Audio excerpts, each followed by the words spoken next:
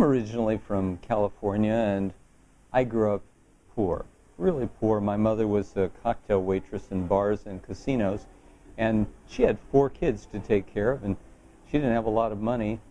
I remember one morning seeing her getting ready for work, and I looked down at her shoes, and she had tape wrapped around the front of her shoes, and I said, "Mom, what are you doing? That looks terrible." And she said, "Well, I've got holes on the bottom of my shoes, and I need to tape it so the rocks don't get in." And I said, "Yeah, but Mom, yesterday we went to the shop, and you bought new shoes for all of your kids. What about you?" And she just said, "Well, I have to make sure that my children are taken care of. I love you, and you've always got to have the best.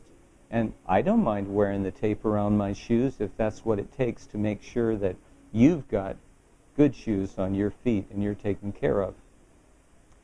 Well, I'll tell you, my love for my mother and my understanding of the sacrifice that she made so that we could have a good life growing up, even in our poor situation, I realized she was willing to pay the big price.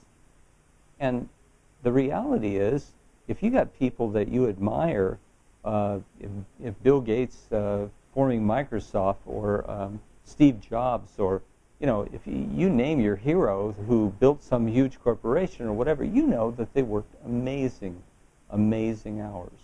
They really paid the price, and they did sacrifice for their people and for their companies so that it could make it. And the question is, are you willing to pay the price for success?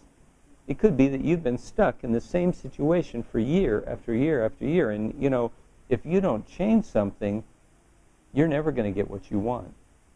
And when you make that change, you're going to have to pay a price for it. Fortunately now, there's a way to do it using online marketing, viral marketing, and so on, that you don't have to pay the kind of price that my mother paid and that people have paid in the past. You just have to have a winning system, and you have to do it consistently.